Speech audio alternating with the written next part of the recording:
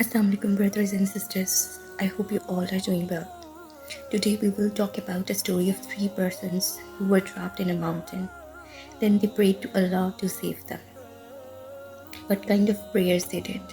Or did Allah answer their prayers? And what will be the moral of this story? We will talk about all of these things in this video. So please like my video and subscribe my channel. This story is taken from Sahih Bukhari, chapter number 5 and hadith number 5.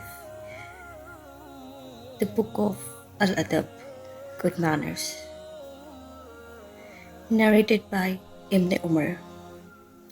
Allah's Messenger, peace be upon him, said, while three persons were traveling, they were overtaken by rain and they took shelter in a cave in a mountain. A big rock fell from the mountain over the mouth of the cave and blocked it.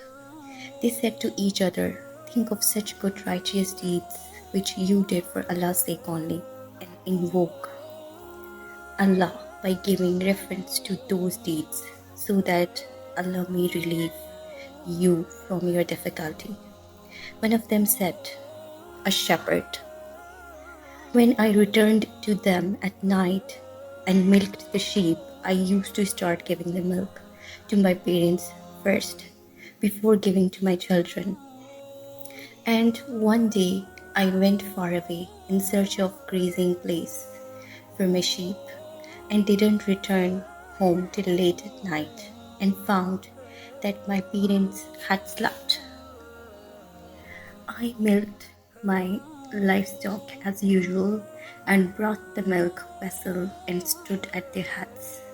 And I disliked to wake them up from their sleep, and I also disliked to give the milk to my children before my parents, though my children were crying from hunger at my feet.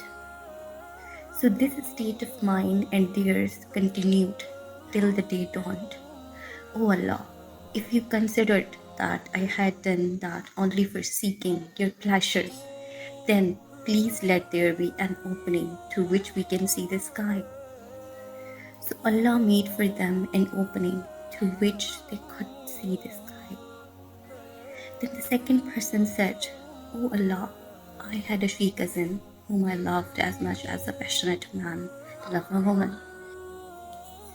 I tried to seduce her, but she refused till I paid her 100 dinar.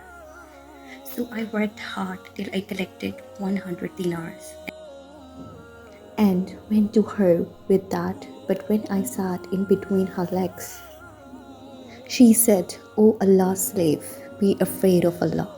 Do not deflower me except legally by marriage contract. So I left her, O Allah.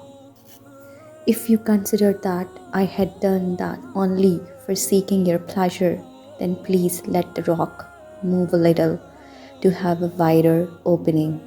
So Allah shifted that rock to make the opening wider for them.